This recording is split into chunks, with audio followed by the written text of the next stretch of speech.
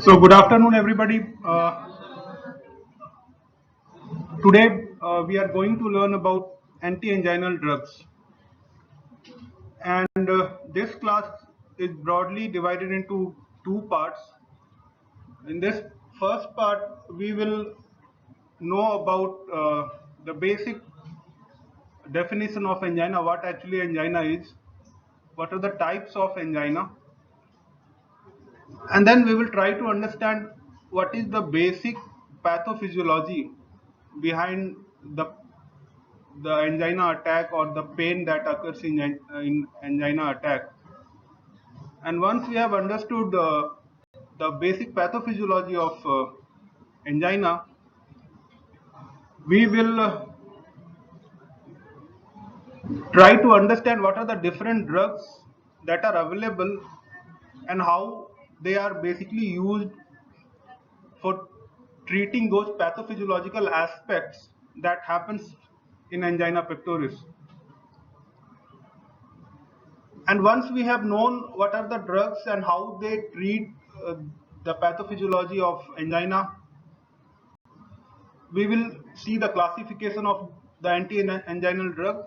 And in this class, we will, out of three major drug classes that is used in angina, and these three drug classes are the nitrates or organic nitrates, then beta blockers, calcium channel blockers. Then there are other drugs such as potassium channel openers or other newer drugs. But our focus for this class will be on organic nitrates or nitrates, sometimes it is called as. Beta blockers has already been taken as a separate class.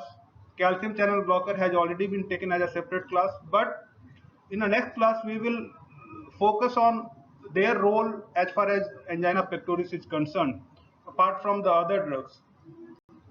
So let us understand what actually angina is. Angina is basically is a syndrome, and it is characterized by a sudden severe pain, and this pain is actually located substernally, and it is a very strangling pain or a crushing pain, or a patient will feel like some pressure is being put up on his or chest on his chest, and there will be heaviness, and it is accompanied by sometimes sweating, and it may or may not radiate. If it radiates, it will radiate to jaw, neck, back, arms, or epigastrium. And if you try to understand the basic pathophysiology of different types of angina, one thing that comes out is that the angina is basically due to the imbalance between the myocardial oxygen supply and myocardial oxygen demand. So that imbalance between supply and demand is the basic reason behind the chest pain that is happening during angina.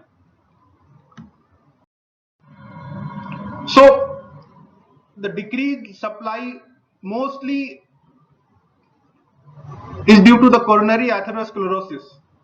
Apart from that, sometime like for invariant angina, it might be coronary vasospasm that might happen, or sometime in unstable angina or in acute myocardial infarction, there might be coronary thrombosis. Increased oxygen demand is basically, we will understand what are the factors which influences oxygen supply and what are the factors which influences oxygen demand. So oxygen demand is basically influenced by the heart rate or ventricular contractility and ventricular wall tension, and ventricular wall tension in turn is dependent on the preload and afterload. You all must be knowing about what actually preload is and what actually afterload is. So if there is an imbalance between this oxygen supply and demand, it will ultimately lead to ischemia, which will manifest as pain. So this is the basic thing. With this we will proceed. So the basic pathophysiological changes that happens in angina It's the atherosclerosis. And almost 90% of the cases of stable angina is due to atherosclerosis. And the atherosclerotic disease are also known as the ischemic heart disease or the coronary artery disease. And this atherosclerosis is mainly responsible for the imbalance between the supply and demand that we were discussing earlier. And this angina can manifest as different type. It can manifest as stable angina. It can manifest as acute coronary syndrome. Acute coronary syndrome can be of further different types like unstable angina, which is basically a precursor of the acute myocardial infarction. So unstable angina or acute myocardial infarction is there. And there is one atypical variant, we should say, that is known as Prinzmetal angina or variant angina. Now, what is a stable angina? Stable angina is also known as atherosclerotic angina because, as I was telling you, 90% of the cases of stable angina is mainly due to atherosclerosis. It is also known as exertional angina or typical angina or classical angina or angina of effort. Why we call it as angina of effort? Because the attack usually is predictable and it is usually provoked by some heavy exercise or some strain or stress or heavy eating or heavy emotion. So all these factors usually precipitate the attack of stable angina, and it is predictable that sometimes if the patient is suffering from these type of angina, if he or she does heavy exercises, he is bound to suffer from this type of angina. So the best thing is to take rest if the attack happens, and usually if the patient takes rest for few minutes, it subsides. Anyway, usually if patient take rest, usually it subsides within 1 to 15 minutes. Or if it doesn't subside, then you can prescribe nitrates or nitroglycerin to the patient, which is basically a vasodilator. So we will understand how nitrates usually helps in the treatment of angina in this particular class. Then unstable angina. Unstable angina, sometimes the manifestation we get confused with the acute myocardial infarction. It is usually unstable angina is basically a precursor of acute myocardial infarction. In acute myocardial infarction, there is acute and complete occlusion of the coronary artery, causing death of the tissues, surrounding tissues. Whereas in unstable angina, it is not a complete occlusion.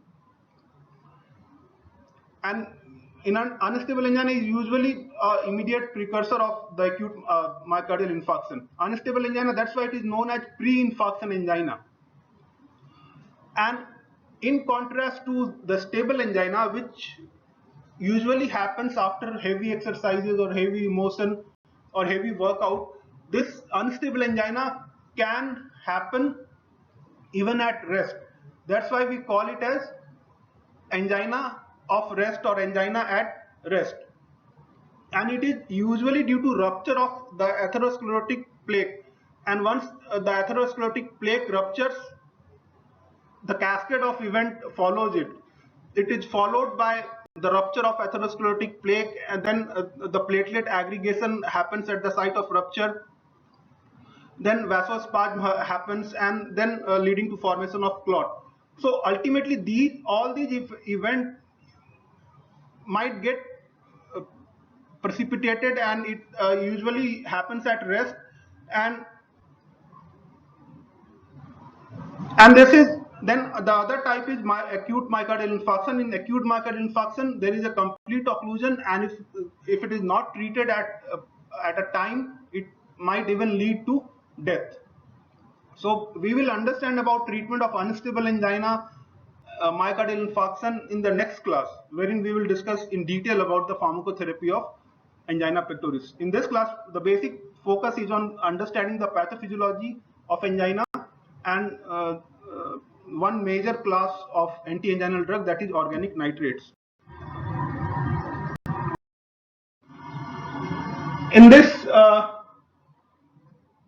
So basic pathophysiology that we are encountering in angina is this imbalance between the supply and demand.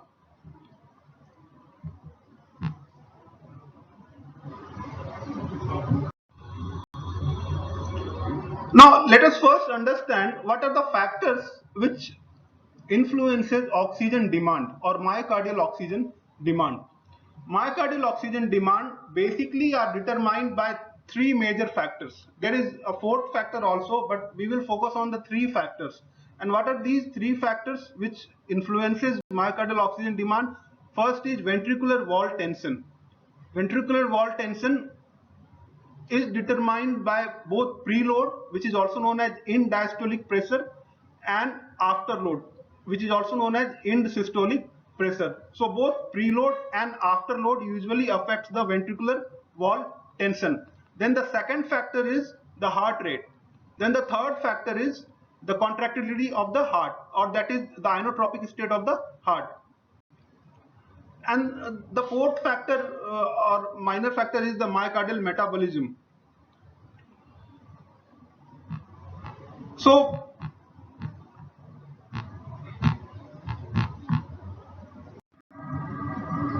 what we are seeing here, as I have told you, there are three major factors: contractility, heart rate, and wall tension. And wall tension in turn is dependent upon preload and afterload.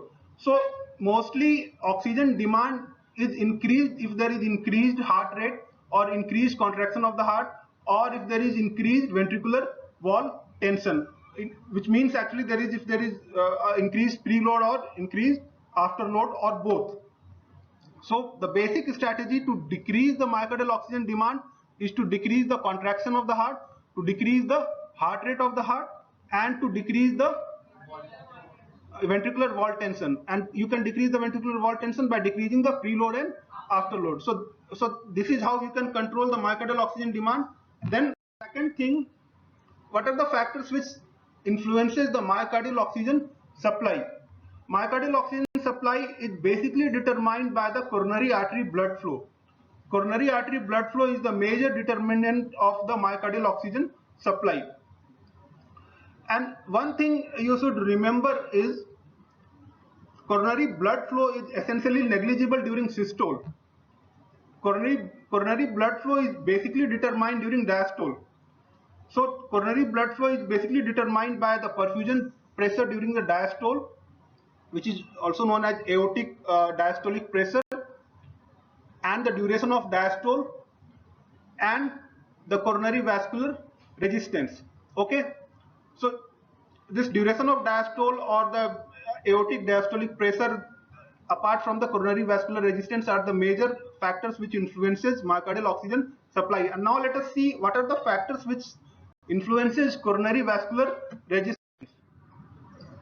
Coronary vascular resistance is actually determined by certain factors. One of the important factor that we have already discussed is atherosclerosis. Okay, so coronary blood flow or coronary vascular resistance is being determined by the atherosclerosis. The other factor is the metabolic product that is being produced in the coronary arterioles. Then the autonomic activity, if there is increased sympathetic activity, then it will be influenced, and the extravascular compression. So these are the factors which actually influences the coronary blood flow or coronary vascular resistance, to be precise.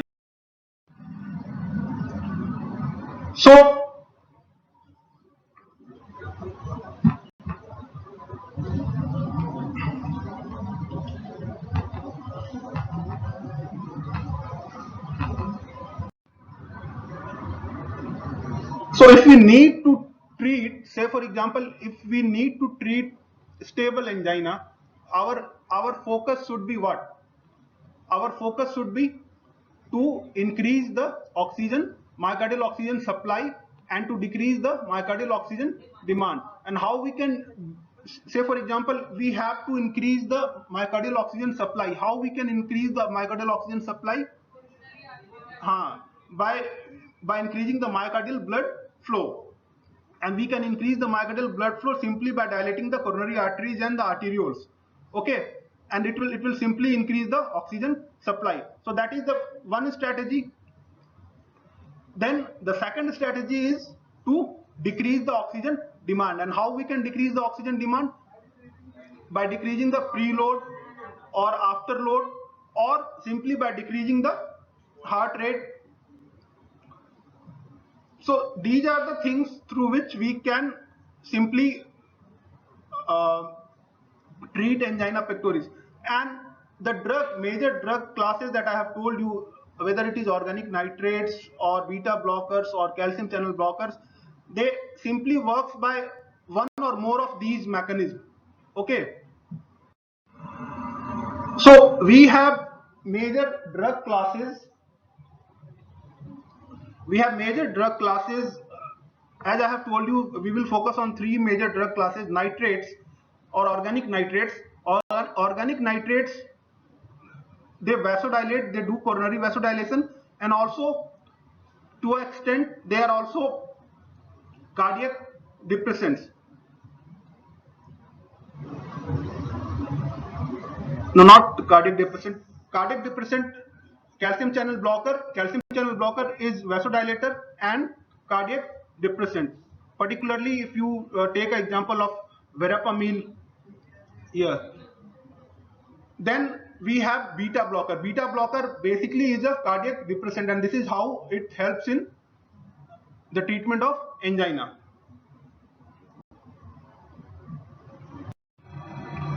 So let us first understand about the pharmacological action of nitrates.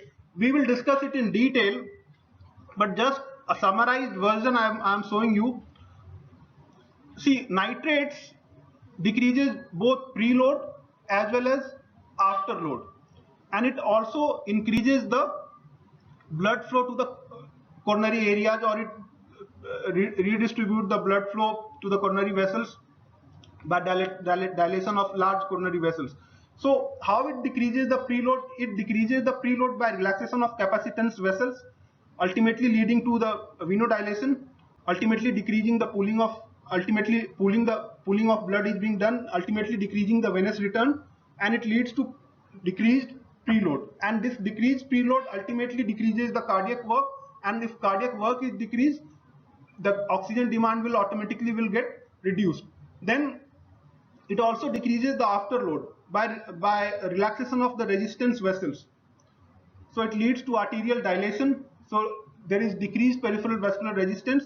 Ultimately, decreased afterload happens. And the third thing that it does is it dilates the large coronary vessels and collaterals. And because it dilates the large coronary vessels and collaterals, it increases the blood flow to the ischemic area. Apart from that, calcium channel blocker, major effect of calcium channel blocker is in decreasing the afterload, and it decreases the afterload by relaxation of the vascular smooth muscles, ultimately leading to decrease in peripheral vascular resistance, and it also decreases the myocardial contractility and cardiac work, ultimately decreasing the oxygen consumption, and to an extent it also leads to coronary vasodilation. Then the third major category of drug, beta blocker, how it is effective in angina pectoris? It basically decreases the heart rate and contractility, and because it decreases heart rate and contractility, it basically will increase the duration of diastole, and we have seen that diastole is an important factor to increase the coronary blood flow. So if we can increase the duration of diastole by decreasing the heart rate and contraction, we can increase the coronary blood flow. So ultimately the coronary oxygen supply will increase. And also because it decreases the contractility, it will decrease the workload, and ultimately the oxygen demand will decrease. So this is in nutshell the mechanism of action or the pharmacological action of the three major classes of anti-anginal drugs. So what we have seen, as far as nitrates are concerned, nitrates not only decreases the afterload, it also decreases the preload, and it also leads to coronary dilation, and because it leads to coronary dilation, it can also be used in a type of angina in which vasospasm is very prominent, variant angina. In variant angina, you can also use nitrates, because nitrates, you can also use calcium channel blocker, because calcium channel blockers also leads to coronary dilation. But we don't use beta blockers in variant angina. Apart from that, calcium channel blocker major action is in decreasing the afterload. It has got no action or very minimal action in decreasing the preload. Apart from that, we have already told you about coronary dilation. And then as far as beta blocker is concerned, beta blockers, we have already seen that basically it decreases the heart rate and contraction by basically blocking or inhibiting the sympathetic influence on the heart. So this is about the three major classes of anti-anginal drugs. Now, with this understanding, we will move to the second section of this class, wherein we will learn about the organic nitrates. In this, three major drugs are there: nitroglycerin, isosorbate dinitrate, and isosorbate mononitrate. So basically, organic nitrates are prodrugs, and all organic nitrates, they act by releasing the nitric oxide. And how they act? They basically activate the soluble isoform of the guanyl cyclase, and this guanyl cyclase basically increases the level of cyclic GMP, and this cyclic GMP will ultimately promote the dephosphorylation of the myosin light chain, and this dephosphorylation of the myosin light chain will ultimately lead to reduction in the calcium, in the reduction of cytosolic calcium, and this reduction in calcium will lead to relaxation of smooth muscles. Now, the first step is important for you to understand. Nitrates usually, during the initial phases of their action, they usually get denitrated by glutathione S transferase,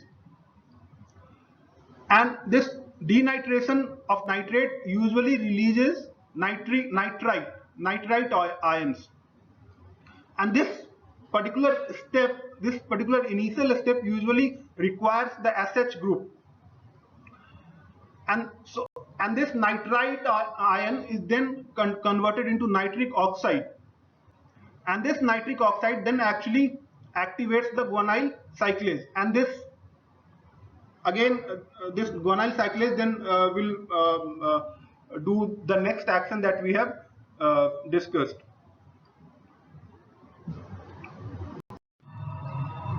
So here you can see that nitrates become denitrated by the glutathione S transferase, releasing the free nitrite ion, and this reaction usually requires the SH group, and then nitrite ion is converted into the nitric oxide, and which in turn activates the guanylate cyclase, and ultimately leading to formation of cyclic GMP, and this cyclic GMP usually activates cyclic GMP dependent protein kinase, and ultimately it leads to dephosphorylation of the myosin light chain.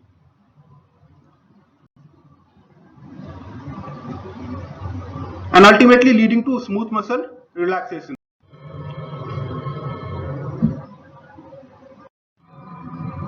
Now, one thing that you need to understand, that veins and the larger arteries appear to have a greater enzymatic capacity to release this nitric oxide, and because of that they have got greater effect in these vessels. And also one thing that you need to understand, nitrates ultimately is leading to increased cyclic GMP. Now this increased cyclic GMP in platelet will lead to decreased platelet aggregation. So that is one of the additional effects that nitrates are causing.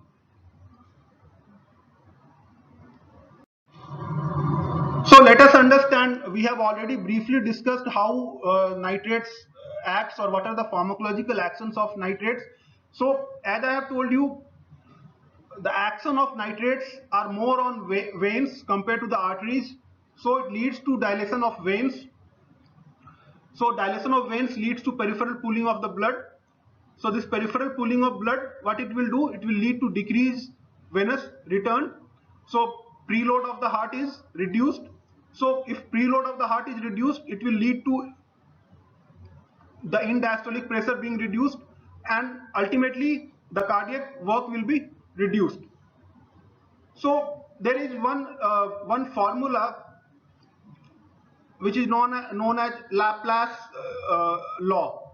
Now this Laplace law is actually it is demonstrated by wall tension equal to intraventricular pressure and ventricular radius.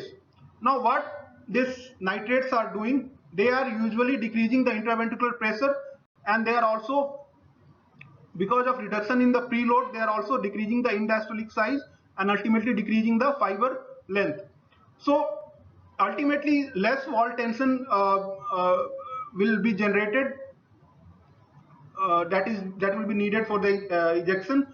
So ultimately less oxygen consumption and reduction in ventricular wall tension will happen, and the crunch that the patient is feeling in on his chest will be abolished. Then it also reduces the afterload. Slight decrease in total peripheral resistance will happen, ultimately leading to reduction in cardiac work. But if you administer very large doses of nitrates, it might lead to very prominent fall of blood pressure.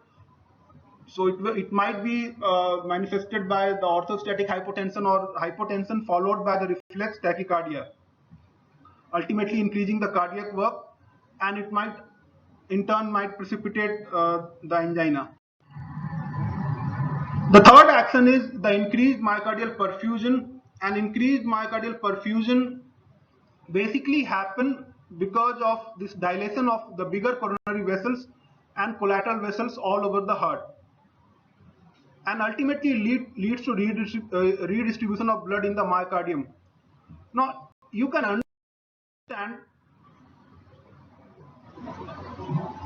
from this particular picture what is happening during ischemia and what is happening with nitrate.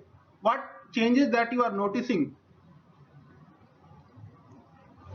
In ischemia, the blood flow to the ischemic area is very much reduced. But if you give nitrates, one of the prominent action of nitrate is dilating the collaterals, and because it dilates the collaterals, the blood flow to the ischemic area will be increased. So the blood flow to the normal area of myocardium will be balanced, or will be in equilibrium with the blood flow to the ischemic area. Now if you contrast with this, one more picture has been added in this. There is one class of drug or one class of vasodilator which is known as dipyridamole. Now dipyridamole, though it is a vasodilator, but in contrast to nitrates, it do not dilate the collaterals. Because it do not dilate the collaterals, the blood flow to the ischemic area will be reduced with the dipyridamole, and this phenomenon is basically known as coronary steal phenomenon. So dilating the collateral is one of the important mechanisms through which redistribution of blood happens with nitrates. Now the other action, in consequence to its major action of vasodilation, is nitrates also leads to relaxation of smooth muscle, and because it relaxes the smooth muscle, there will be relaxation of the bronchi, though it is minimal, biliary system, relaxation of the gastrointestinal tract might also happen, and the genitourinary tract also happens. it also causes decreased platelet aggregation that I have told you because of increased cyclic GMP.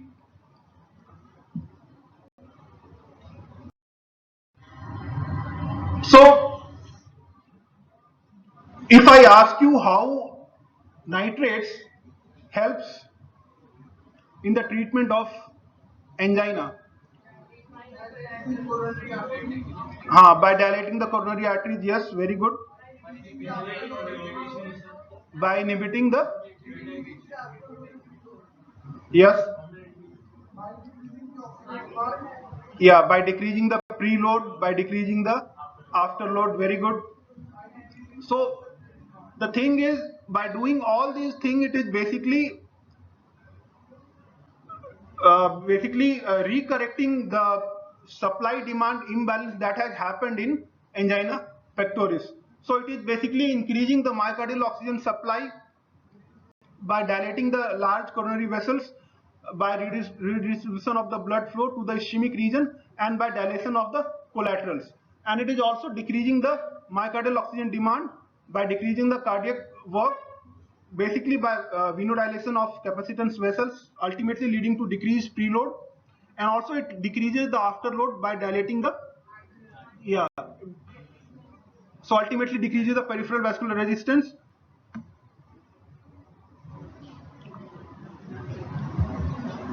So apart from angina, as I have told you, it also leads to smooth muscle relaxation of bronchi or gastrointestinal tract or biliary system.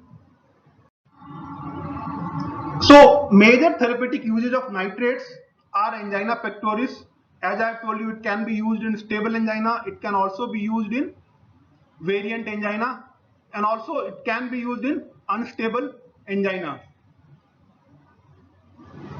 Unstable angina also may, or if it is associated with acute myocardial infarction, or it ends with acute myocardial infarction, it can be also used. Apart from that, it can be used in biliary colic or esophageal spasm, or sometimes it can be used in LVF or CHF for pulling of blood. Now let us understand, in the beginning of this particular section, I had told you about nitroglycerine, I had told you about isosorbate dinitrate, and I have told you about mononitrate, isosorbate mononitrate. Now let us see what are the differences, basic differences between three drugs of this particular category. Basic, as far as mechanism of action is concerned, they share the same mechanism of action and also the same pharmacological action, more or less, but basic difference is in their pharmacokinetic property, particularly in their onset of action and the duration of action. And this is basically determined by the hepatic first pass metabolism, that the first pass metabolism basically determines the oral bioavailability, because nitroglycerine and to an extent isosorbate dinitrate, they have got very low oral bioavailability. And because why they have got very low oral bioavailability? Because they have got very high first pass metabolism, and the first pass metabolism for these compounds are in the range of 10 to, because they have got first pass metabolism in the excess of 90%, the oral bioavailability is only up to 10, or sometimes it can extend to 10 to 20. So the thing is, it has got very low oral bioavailability. So to bypass these problems, one thing that we can do, we can use sublingual preparation of nitroglycerine, or we can use sublingual preparation of isosorbate dinitrate, or we can use transdermal patches. Then there is one more compound in this, isosorbate mononitrate. Now isosorbate mononitrate, in contrast to nitroglycerine or isosorbate dinitrate, it has got very high oral bioavailability. In the excess of 100%, it has got oral bioavailability. So it can be given as an oral preparation. You don't need to give it as a sublingual preparation or as a transdermal preparation.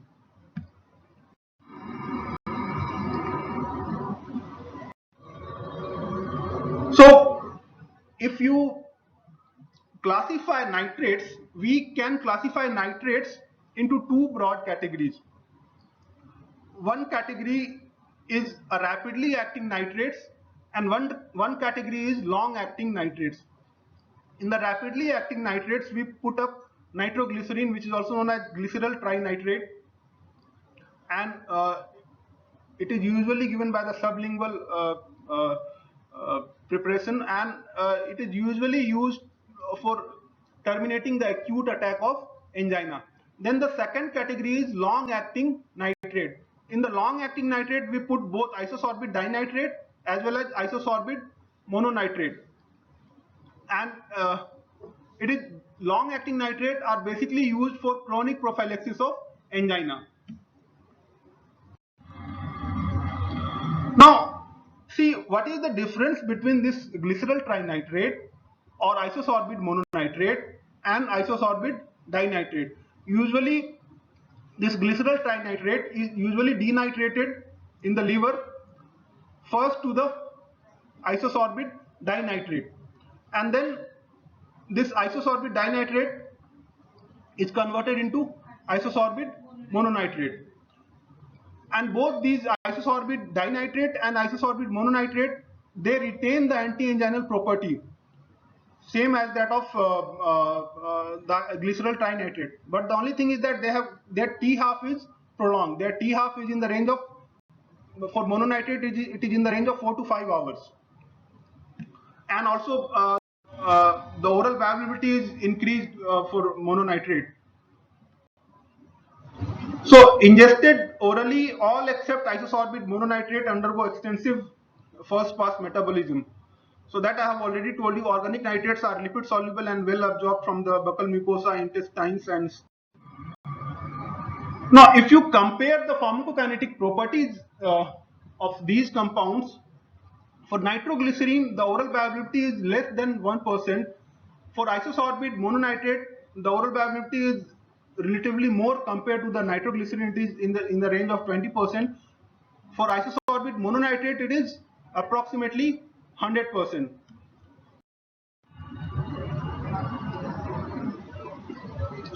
So if the patient is having an acute attack of angina and you have to give relief to the patient immediately, so you will prefer to go with the sublingual preparation of nitroglycerin, because with the sublingual preparation of nitroglycerin the onset of action will be immediate. You will notice the onset of action within 1 to 3 minutes, and but the drawback is that its duration of action is only up to 20 to 30 minutes.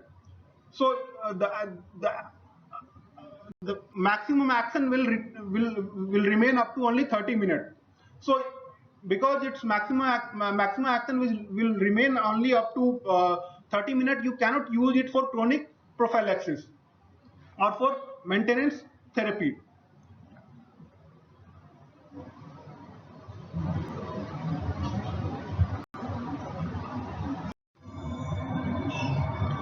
So for maintenance therapy, we usually prefer the long-acting nitrates. Long-acting nitrates such as isosorbate mononitrates are the longer acting preparation, and its half-life is approximately 4 to 5 hours, and it is its action is for isosorbate mononitrates its duration of action is up to 12 hours, whereas for isosorbate dinitrate its total duration of action is up to 8 hours. So as you can see in this particular picture, what are the differences that you are noticing? If you compare nitroglycerin with isosorbate mononitrate, what are the differences that you are noticing?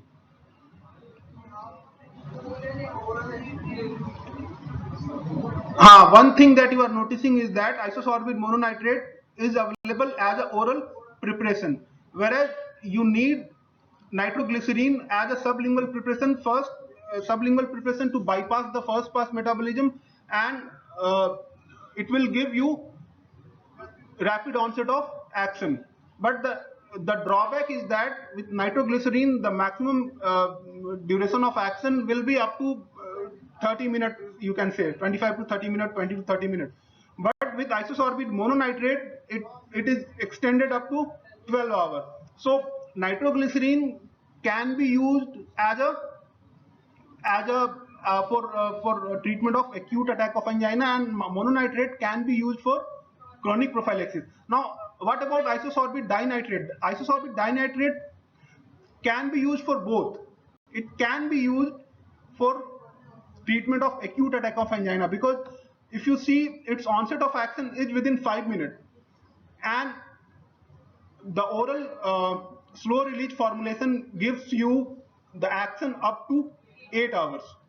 So this is the unique thing about isosorbide dinitrate.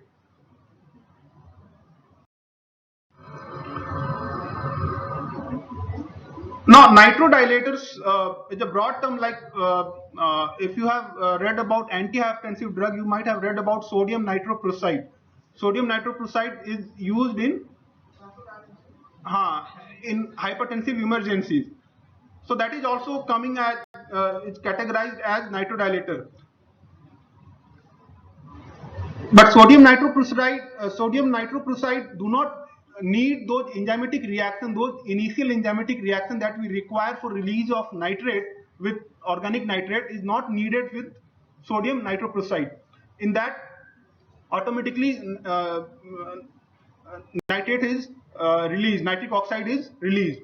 Whereas release of nitric oxide in the case of organic nitrate needs enzymatic reaction. And then we can further categorize these nitrate as short acting as well as long acting. In the short acting, we have nitroglycerin or GTN. One more drug is there which is no longer used nowadays for therapeutic purpose. Very commonly, it is amyl nitrate. Then the long acting is isosorbide mononitrate and isosorbide dinitrate.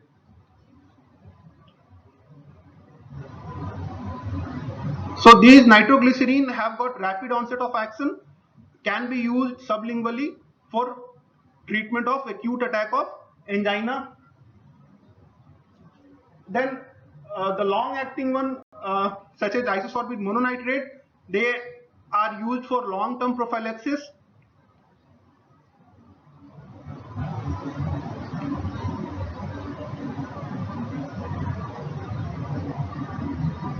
We have for isosorbide dinitrate, not for isosorbide mononitrate. For isosorbide dinitrate, we have some sublingual preparation that can be used sublingually for treatment of acute attack of angina. But isosorbide mononitrate is not used for treatment of acute attack of angina.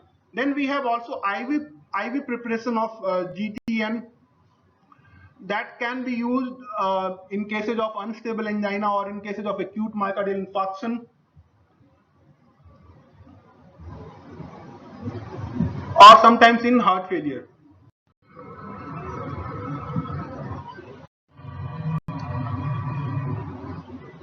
So these things we have already discussed. Now let us move on to the major adverse effects of nitrates or organic nitrates. The major adverse effect of organic nitrates is, we can say, just an extension of its pharmacological action. And what was its major pharmacological action?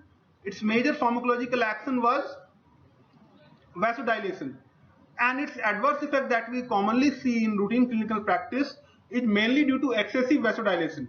Okay, now this excessive vasodilation can manifest as throbbing headache. Okay, because this excessive vasodilation in the meningeal blood vessels, if meningeal blood vessel is dilated, it will lead to vasodilation, it will lead to headache. If you have read about the pathophysiology of migraine, you might have understood. So if patient is already suffering from cerebral bleeding, or if patient is suffering from head trauma, in those cases you have to be very cautious while using organic nitrates. The other consequence of the excessive vasodilation is the orthostatic hypotension or postural hypotension, followed by the reflex tachycardia. So that is the second major adverse effect of organic nitrate. The third effect is flushing. Flushing of the face might happen because of cutaneous vasodilation. Okay, so that is the third effect, and sometimes it might lead to syncope, and patient might suddenly collapse or patient might suddenly faint, and it is due to dilation of the capacitance vessels, venous capacitance vessels, leading to decreased venous return and ultimately decreasing the cardiac output and blood pressure. So if you encounter such cases, just patient को लिटा देना और उसका पैर थोड़ा सा ऊपर कर देना है. So these are the common adverse effects that you might encounter. Now, organic nitrates should not be given in patients with elevated intracranial pressure. The reason you have already known. The other thing that you should be aware about is the phosphodiesterase 5 inhibitor. Phosphodiesterase 5 inhibitors such as sildenafil should not be used with nitrates. Why it should not be used?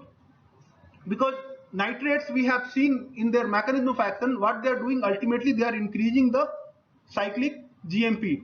And phosphodiesterase is actually an enzyme which actually facilitates the breakdown of cyclic GMP. So if you inhibit phosphodiesterase 5, it will inhibit the breakdown of cyclic GMP. So both these drugs will lead to increased cyclic GMP.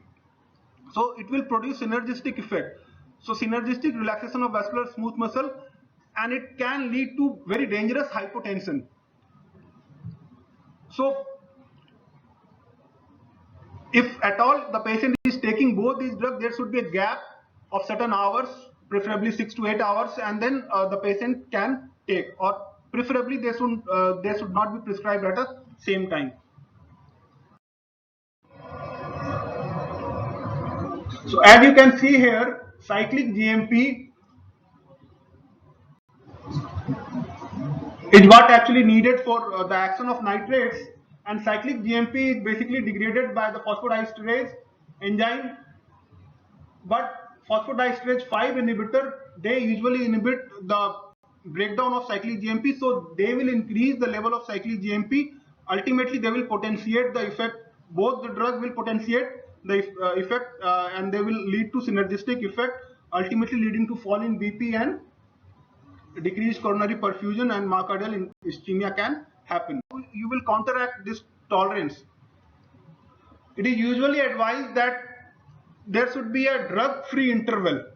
Say for example, if patient is wearing a transdermal patch of nitrates, so it is advised that for 12 hours he can wear the transdermal patch, and for 12 hours he can not wear the transdermal patch. Similarly, for IV infusion or oral preparation, it is advised that there should be a certain gap between the doses, so that this effect of tolerance do not happen. Now there is one interesting phenomenon which is actually known as Monday disease. Now what is this Monday disease?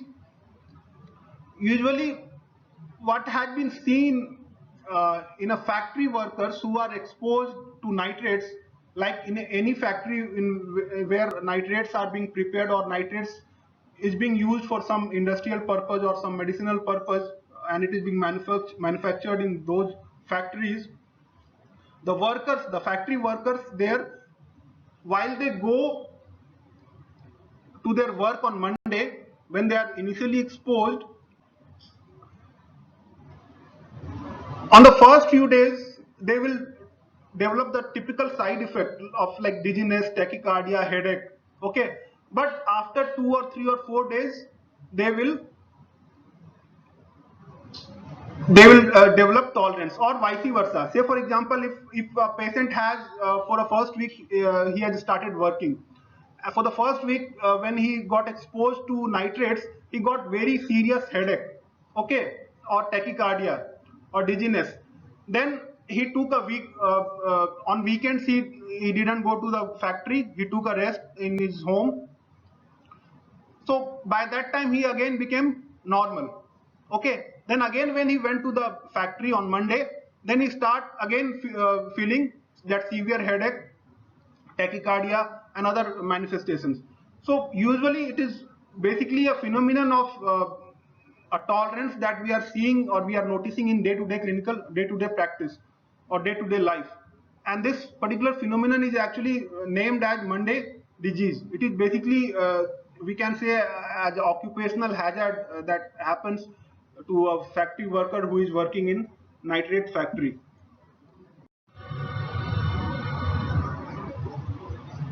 Nitrate can also cause dependence. Say for example, nitrate has been used for chronic prophylaxis for many months or many years, and you have suddenly stopped the nitrate. What can happen? It can, within 1 or 2 days, patient might suffer an attack of acute myocardial infarction, or patient might suffer from an attack of variant angina. So if at all you have to stop nitrates after chronic use, you need to taper the rose and then you have to stop the nitrates.